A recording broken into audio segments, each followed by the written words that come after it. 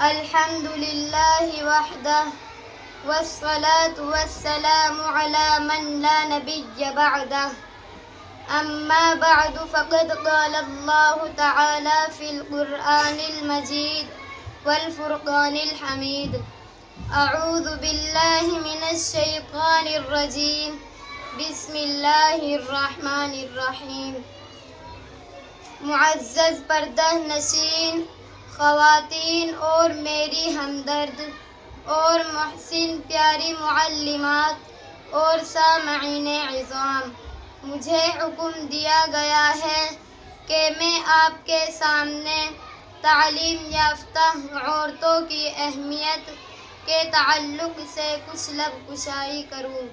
مجھ جیسی ناکارہ اور کم علم اس عظیم الشان عنوان کے تحت کیا عرض کر سکتی ہے؟ تاہم الامر فوق الادب کے مصداق میں نے اپنی حضرات معلمات سے جو کچھ سیکھا ہے اس میں سے چند باتیں عرض کرنے کی جسارت کرتی ہوں. معزز خواتین، اسلام دین فطرت ہے، ایک مکمل ضابطۂ حیات اور مکمل نظام حیات ہے. اس کے تمام تر احکامات فطری حقیقتوں اور تقاضوں پر مبنی ہیں. اسی لیے اسلام نے علم کی ترغیب دینے اور فضیلت بیان کرنے پر ہی اکتفا نہیں کیا، بلکہ اس کی ضرورت و اہمیت کے پیش نظر اسے فرض کا درجہ عطا کیا ہے. تعلیم کو گھر گھر پہنچانے اور اس تحریک کو عام کرنے کے لیے سرکار دو عالم صلی اللہ علیہ وسلم نے کئی طریقے اپنائے.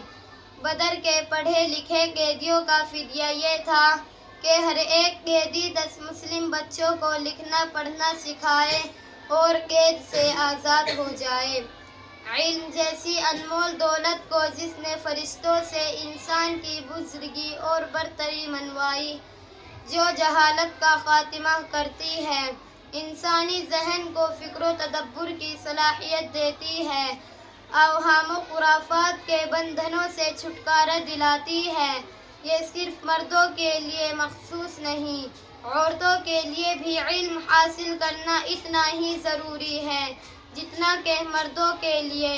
گھر کی ذمہ داری، دیکھ بھال، بچوں کی تعلیم و تربیت خصوصاً اس مشینی دور میں تو عورت کے کندھوں پر ہے.